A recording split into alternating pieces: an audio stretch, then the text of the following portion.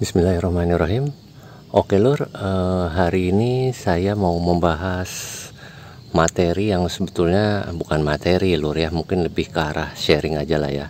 Karena setiap petani, saya katakan sekali lagi, pasti telah memiliki pola-pola, cara-cara tersendiri ya lur ya, yang bagi mereka mungkin mereka rasa itu sangat efektif di kebunnya. Karena itu saya akan sharing aja sedikit sih. Saya akan sharing berbagi mengenai masalah pemupukan lur ya.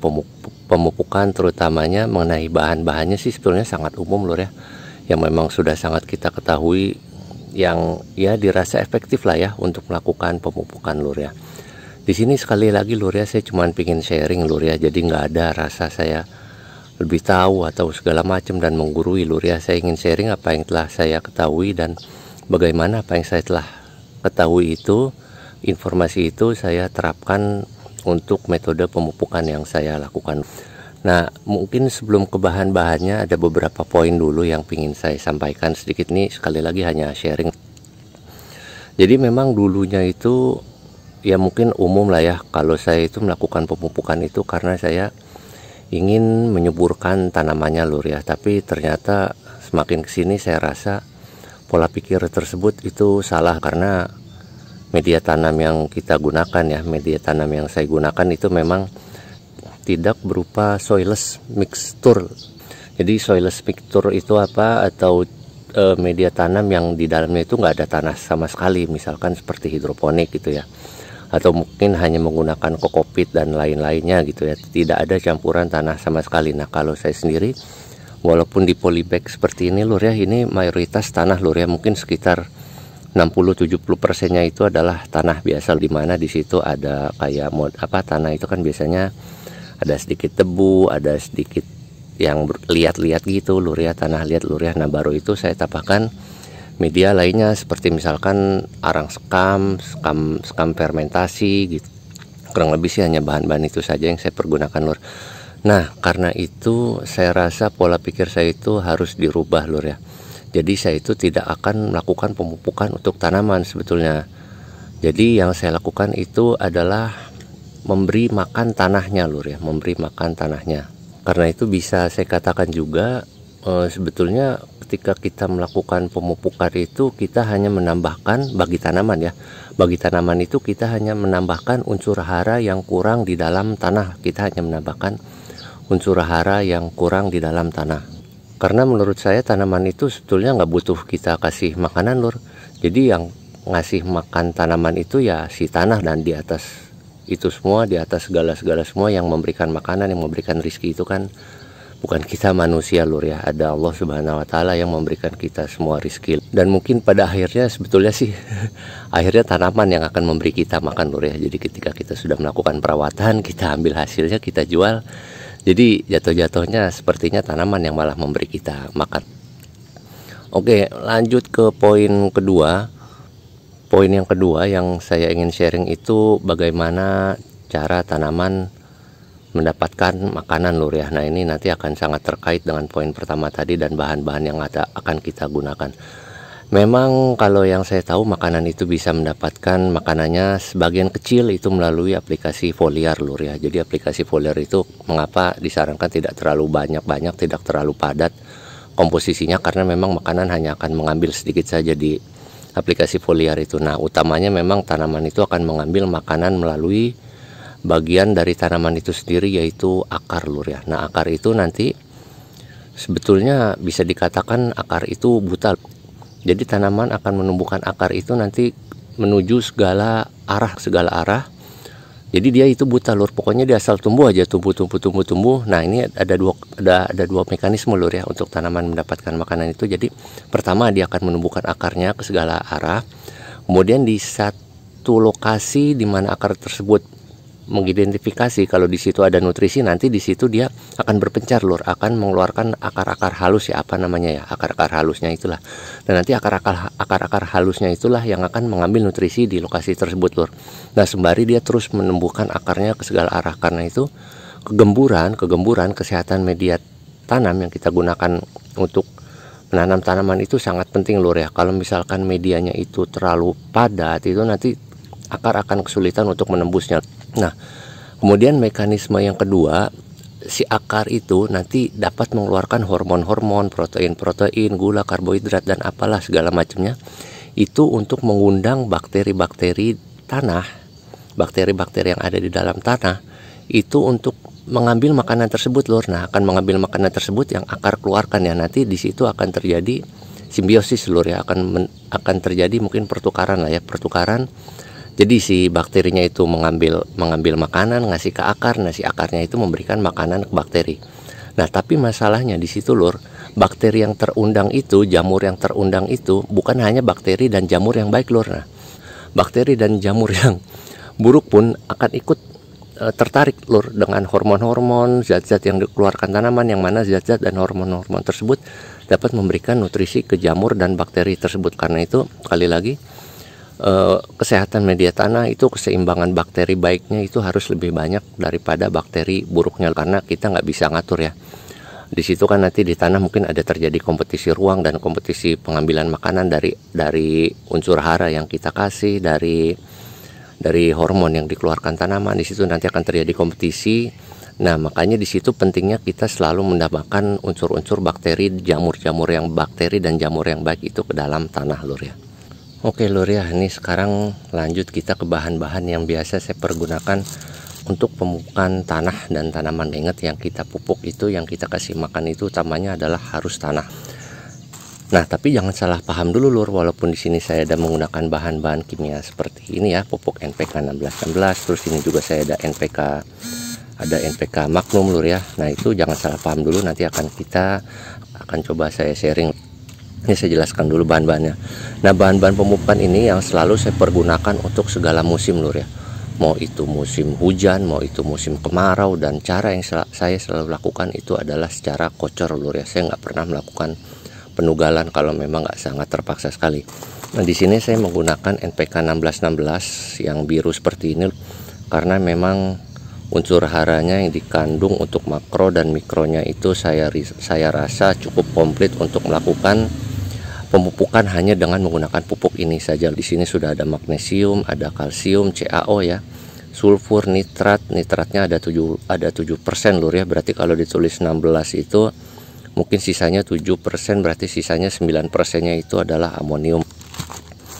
Nah, kemudian untuk NPK Magnum ini itu dia kalau nggak salah 15 10 22, Lur ya. Jadi nitrogennya itu 15, fosfatnya 10, dan potasium atau kaliumnya itu sebesar 22%, Lur ya. Kemudian di sini juga saya ada MKP karena saya di sini sudah memasuki rata-rata masa generatif. Nah, kalau masih masa vegetatif, MKP-nya itu akan saya ganti dengan MAP dulu, Lur ya, mono amonium fosfat. Dan karena di situ ada amonium, Lur ya, karena mungkin kan amonium itu yang sifatnya menurunkan pH tanah dan nitrat itu yang akan menaikkan pH tanah. Kalau MAP itu di musim hujan biasanya sih nggak saya pakai, Lur ya, hanya menggunakan ini saja ya, hanya menggunakan cukup NPK 1616 untuk fase vegetatif. Kalau udah generatif ya aman lah ya, kita hanya cukup pakai MKP, MAP-nya kita nggak perlu pakai lagi. Nah, kemudian setelah pupuk ini, di sini saya punya asam amino, Lur ya. Asam amino ini walaupun di pabrikan yang saya beli, tapi rata-rata asam amino yang saya temui di pasaran kayak yang saya pakai ini ada Ambition, ataupun mungkin yang paling saya sering dengar itu seperti Premino dan lain-lain, itu sepertinya masuk ke bahan organik. Kemudian kalsium, di sini saya utamanya adalah menggunakan 2 jenis kalsium. Itu bisa saya rolling atau apa aja sih, nggak masalah. Di sini saya ada Kal HA yang udah saya repack biar nggak terlalu ribet bawa ke kebunnya. Nah, kemudian ada model kalsium seperti ini, Lur ya, kalsium karbonat yang kandungan unsur hara kalsium karbonatnya itu cukup tinggi, Lur, sekitar berapa ini ya. Nah, ini nih, sekitar CO3-nya itu 71,35%, CaO31, ada magnesium juga, ada zinc dan ada boron, Lur ya. Kemudian di sini ada kalsium biasa sih, ini sebenarnya Palikols ini mirip dengan manohara, cuman beda kandungan unsurnya aja sedikit. Nah, untuk NPK 1616-nya kenapa ada 2? Sebenarnya untuk yang biru ini dia bisa untuk segala fase, untuk fase vegetatif bisa, fase generatif bisa. Cuman kadang-kadang saya suka merolling dengan NPK Magnum kalau lagi mau aja sih sebenarnya NPK Magnum. Cuman yang paling utama biasanya NPK 1616 ini. Oke, kemudian juga tidak lupa di sini lur, di sini saya ada asam humat, humik atau humik asid lah ya. Asam humat ini mereknya terserah lur ya, kalian mau pakai apa. Biasanya ada Power Soil, ada Impresol, dan banyak. Saya nggak usah nyebutin merek lah, karena saya pakai yang biasa aja lur, yang paling murah aja, nggak usah mahal-mahal. Nah, yang tidak lupa, karena kan tadi saya sudah bilang di awal, itu ketika melakukan pemupukan, cobalah mindset kita dirubah itu untuk tidak memupuk tanamannya terlebih dahulu lur. Jadi usahakan kita untuk memupuk tanahnya terlebih dahulu. Karena itu saya selalu bawa model-model POC seperti ini lur ya. Model-model POC nggak usah terlalu ribet lur, nggak usah terlalu dibikin pusing. Saya ini hanya memasukkan POC air beras lur ya. Tapi memang ketika di musim hujan ini biasanya saya menambahkan bahan khusus, yaitu ini lur, kunyit ya. Saya masukkan juga POC, air beras, dan kunyit. Nah, kebetulan kalau nggak salah ini tuh hampir jatuh lur. Sayang asam humatnya. Nah, kebetulan kalau ini tuh ada kulit nanasnya juga seperti ini. Nah, kunyit ini sangat bagus lur ya untuk menambah imun tanaman, karena si kunyit ini dapat merangsang tanaman untuk memaksimalkan proses penyerapan nutrisi yang ada dalam tanah. Untuk di musim hujan saya rasa pupuk ini masih cukup aman lur ya, NPK 1616 ataupun NPK Magnum ini. Kenapa saya bilang masih cukup aman? Karena saya sendiri selalu pakai lur ya, mau di musim kemarau mau di musim hujan itu saya selalu pakai, dan alhamdulillah nggak ada masalah. Karena itu mindset saya dari awal itu, kita harus menyehatkan tanahnya terlebih dahulu. Kemudian mengenai grade fertilizer ini lur ya, saya sebetulnya nggak tahu sih ini kenapa bisa pabrikan membuat 16 terus kan banyak lur ya, bukan hanya segini aja. Ini kayak NPK Magnum 15 10 20 gitu ya. Terus ada lagi apa sih, NPK profesional ya. NPK profesional itu kan 925 banyak lah, kalau saya lihat-lihat juga dan browsing itu banyak. Ada yang hanya 215, nitrogennya 2, fosfornya 1, ininya kaliumnya 5 gitu ya. Kenapa lur ya? Karena kalau saya pikir-pikir sih memang sebetulnya kita tuh nggak tahu gitu ya, nggak tahu sebetulnya berapa sih kebutuhan tanaman itu untuk setiap fasenya. Jadi yang kita tahu mungkin itu kita hanya bisa memberikan sinyal ke tanaman. Nih loh, kalau pupuknya seperti ini tuh, kandungan seperti ini, itu kamu sudah bisa memasuki fase A, fase B, fase vegetatif, fase generatif. Dan ini pun kenapa mungkin pupuk kimia dikatakan buruk, karena kalau kita jumlahkan di sini lur ya, persentase ini semua kalau dijumlahkan ini ya, ini nggak akan nyampe 100% lur ya, nggak akan nyampe 100%. Nah, sisanya yang sekitar 50% itu adalah bahan pembawanya, yang mana nanti kebanyakan akan jadi residu di dalam tanah. Walaupun kayak model fosfat itu sendiri mungkin akan menjadi residu di dalam tanah. Kalau kebanyakan kita aplikasi fosfat itu nanti akan buruk juga lur. Karena itu aplikasi bahan organik seperti asam humat, POC itu yang ada bakteri-bakteri itu diharapkan dapat membantu mengurai residu-residu yang dikandung oleh bahan kimia ini lur ya. Lanjut kita ke dosis pengocoran. Nah, saya dosis pengocoran itu nggak pernah melebihi apa yang disarankan pabrikan di sini. Saya ikutin aja. Untuk 10 liter air itu NPK seperti ini, NPK biru, NPK Magnum hijau seperti ini ya, atau Mutiara Grower itu biasanya rata-rata untuk per 10 liter air itu cukup 5 sendok makan lur ya. 1 sendok makannya itu sekitar, sendok takar ini 15 gram. Jadi kalau untuk 10 liter air itu cukup 75 gram ditambah dengan MKP 2 sendok makan, atau fase vegetatif dengan MAP sebanyak 2 sendok makan juga lur ya. Jadi kalau saya hitung-hitung itu kalau nggak salah, setelah dikombinasi seperti ini 5 sendok makan dan 5 sendok makan NPK dan 2 sendok makan MKP atau MAP itu jatuhnya per tanaman, karena saya biasanya kasih sekitar 200 sampai 250 mili itu jatuhnya kalau nggak salah. Dengan kombinasi ini berarti 75 tambah 30 105 gram pupuk kimia per 10 liter air. Jadi dosis kocor itu kalau ditugal itu kurang lebih 2,5 gram per tanaman lur ya. Nah, beda jauh kan dengan dosis penugalan itu, kalau nggak salah sekitar NPK birunya itu kalau nggak salah sekitar 5 gram, dan MKP nya atau misalkan PN Pril lah ya, PN Prilnya itu sekitar 2,5 gram, jadi kurang lebih 7,5 gram, beda hampir 3 kali lipat.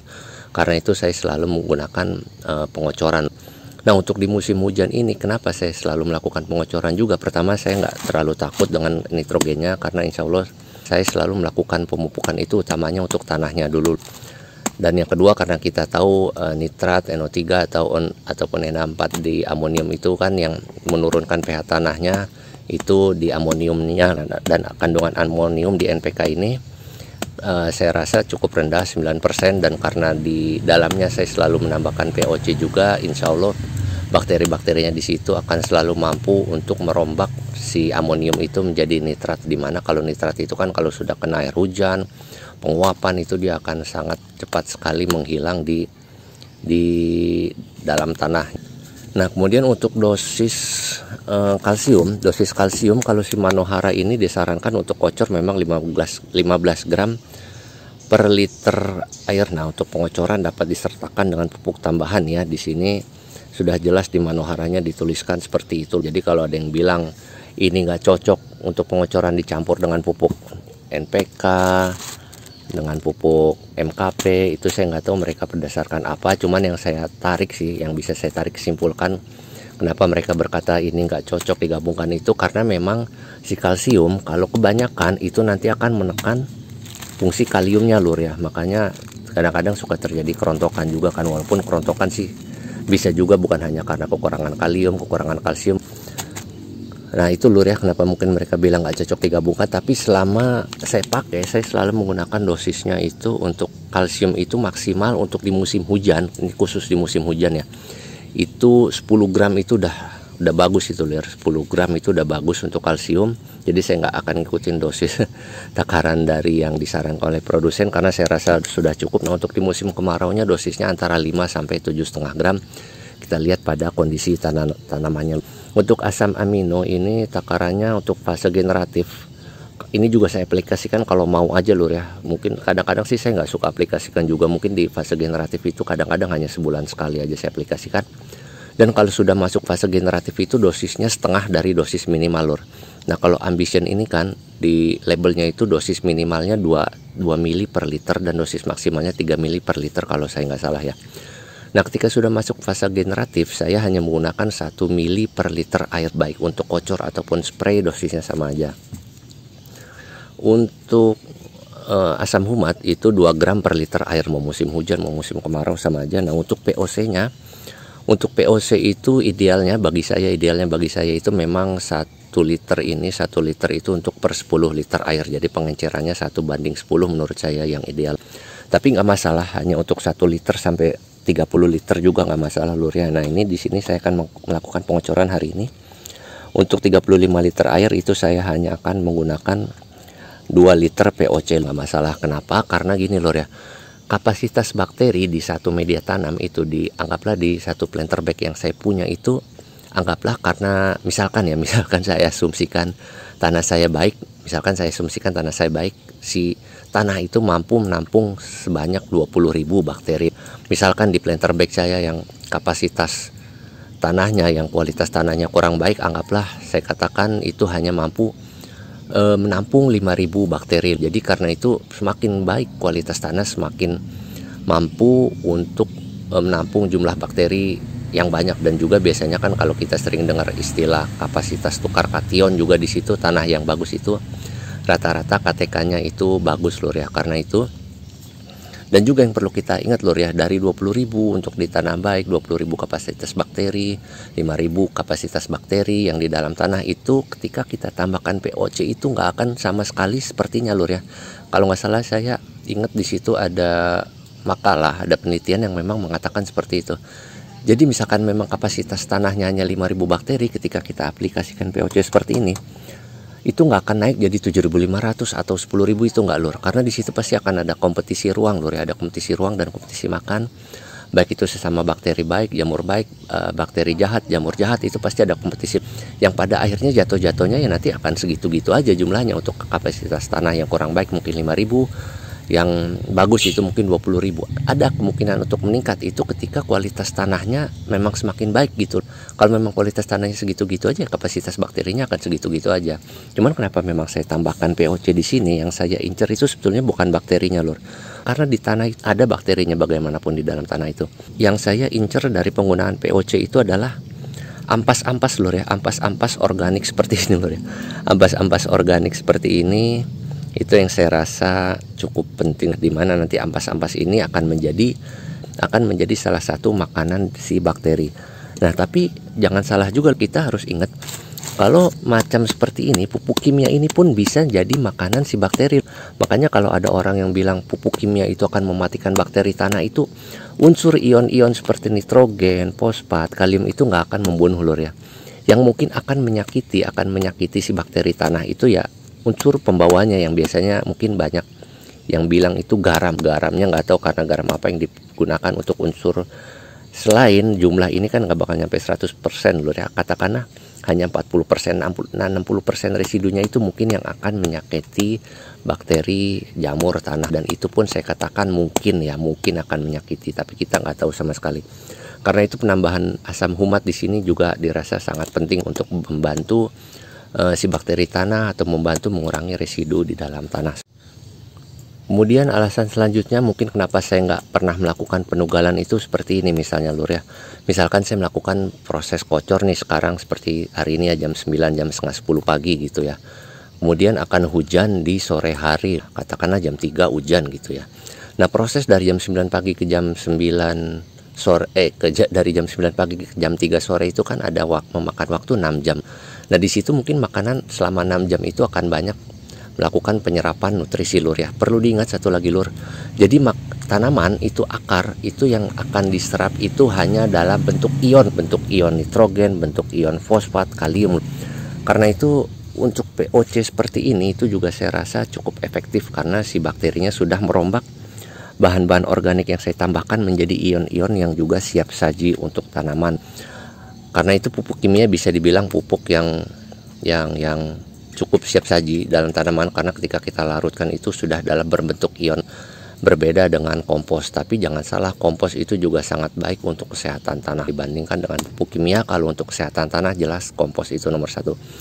Nah, selanjutnya kita akan membahas mengenai kompos yang biasa saya pergunakan lur ya. Kemudian bahan organik selanjutnya yang biasanya saya pakai itu lur adalah kompos seperti ini lur ya. Nah, kompos dan beserta air lindinya ini. Kompos ini saya pakai itu paling enggak sebulan sekali atau minimal 2 bulan sekali lah.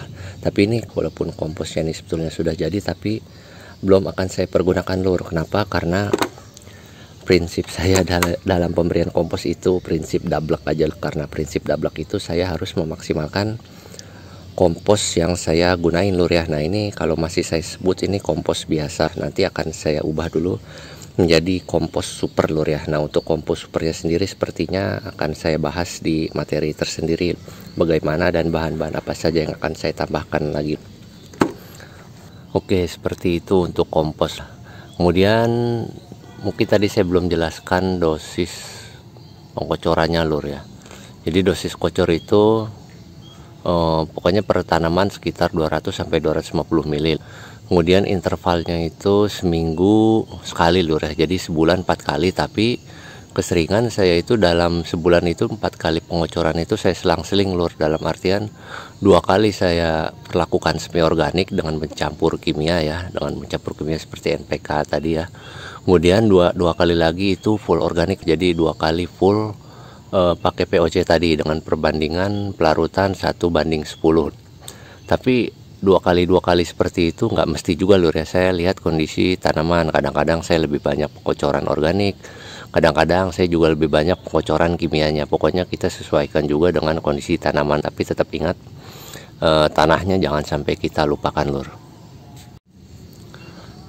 Kemudian juga mungkin saya perlu mempertegas sedikit tadi lur ya, untuk pengaplikasian secara bersama antara pupuk kalsium dengan pupuk kalium, karena 2 pupuk itu bersifat saling antagonis lur. Dalam artian gini, ketika kita misalkan sudah melakukan pengkocoran dengan kalsium dan kalium seperti yang biasa saya lakukan, terus saya melakukan penyemprotan lagi menggunakan MKP gitu ya, di situ kan unsur kaliumnya akan jadi dominan. Nah, nanti kalsiumnya akan sedikit terhambat penyerapannya oleh tanaman. Nah, teorinya sih seperti itu ya.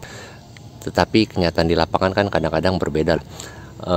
Walaupun begitu bukan berarti kita bisa meremehkan lur ya, tetap harus diperhatikan dengan cara bagaimana, yaitu biasanya saya selalu menambahkan asam humat, karena asam humat itu kan diharapkan dapat meningkatkan KTK, kapasitas tukar kation, dimana kita tahu unsur-unsur yang diserap oleh akar, oleh daun itu hanya dalam bentuk kation, ataupun bisa dikatakan dengan bahasa mudahnya makanan siap saji lur gitu ya. Nah, kalau kompos itu kan nggak siap saji ya, dia tetap harus dekomposisi lagi oleh bakteri dan jamur, kemudian baru ion-ion tersebut dapat diserap oleh akar, baik diserap oleh akar dengan mekanismenya sendiri ataupun diantarkan oleh bakteri. Bagaimana maksudnya, apa hubungannya antara asam humat yang diharapkan dapat meningkatkan KTK tanah terhadap penekanan unsur kalsium, karena dalam pengaplikasian kalium kita lebih banyak udah dikocor terus dispray juga dengan MKP. Jadi gini, maksud saya tuh, kalau misalkan rupanya tertekan unsur kalsiumnya terserap tapi dibarengi dengan tingginya KTK pada tanah kita, itu diharapkan kalsiumnya, unsur-unsur ion-ion kalsiumnya itu dapat ditahan dulu lur, dapat ditahan oleh tanah karena KTK-nya tinggi, yang kemudian si tanaman itu dapat memproses kaliumnya. Kemudian setelah kaliumnya si tanaman merasa cukup, baru si tanaman dapat mengkonsumsi kalsium gitu lur. Kalau misalkan KTK-nya rendah, itu kan ada kemungkinan kalsiumnya juga akan hilang lur ya. Apalagi sekarang musim hujan. Nah, kalau musim panas mungkin lain cerita, tapi tetap KTK tanah itu diusahakan sih tetap tinggi dengan menambahkan asam humat ataupun dapat dengan menambahkan kompos gitu ya. Karena kan kesehatan tanah itu nggak melulu tergantung oleh penggunaan asam humat. Penggunaan kompos juga dapat menyuburkan tanah dan secara tidak langsung nanti juga dapat meningkatkan KTK tanah.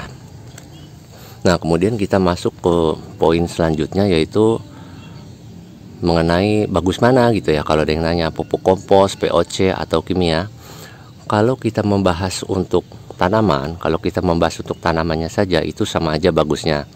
Nah, tapi kalau untuk tanah ya jelas yang bagus itu nomor 1, 2-nya kompos ya, keduanya POC, dan ketiganya pupuk kimia ya. Pupuk kimia bagaimanapun juga tetap bagus untuk tanah lur, karena ion-ion nitrogen itu tetap dibutuhkan oleh bakteri lur ya. Tetap dibutuhkan oleh bakteri, oleh jamur, sebagaimana kita manusia juga kan kandungan udara yang kita hirup itu kan ada unsur nitrogennya juga gitu ya. Jadi tetaplah unsur kimia juga dapat membantu keberlangsungan hidup, untuk keberlangsungan hidup mikroorganisme tanah, walaupun memang sebetulnya sangat tidak dibutuhkan sih ya. Yang dibutuhkan ya cukup unsur-unsur organik aja, kayak kita lihat misalkan seperti ekosistem di hutan gitu ya, itu kan nggak ada sama sekali unsur kimia masuk, tapi tetap aja malah sangat bagus tanah di hutan begitu. Nah, karena itu, jadi sekali lagi mungkin kalau ada yang tanya bagus mana POC, kompos sama pupuk kimia, itu menurut saya sama aja bagusnya. Cuman kalau emang diprioritaskan, kita memprioritaskan tanah terlebih dahulu ya jelas kompos dan POC lur ya. Kemudian kalau untuk tanaman itu sebetulnya menurut saya itu dia membutuhkan makanan yang lebih siap saji lah ya, lebih siap saji. Karena tanaman kan nggak mungkin dia bisa melakukan proses dekomposisi kompos gitu, karena kompos kan bagaimanapun walaupun mungkin di kandungan komposnya itu sendiri ketika akar tanaman menyentuh kompos itu sudah ada ion-ion yang tersedia, tapi tetap aja lur ya, kompos kan itu kan bisa dibilang pupuk padat yang dimana perlu proses dekomposisi lagi. Nah, kalau kita membicarakan ion siap saji, POC jelas itu ion siap sajinya juga banyak karena itu sudah melalui proses fermentasi. Nah, kalau kimia ya jangan ditanya lah, pasti itu lebih sangat siap saji lagi untuk tanaman.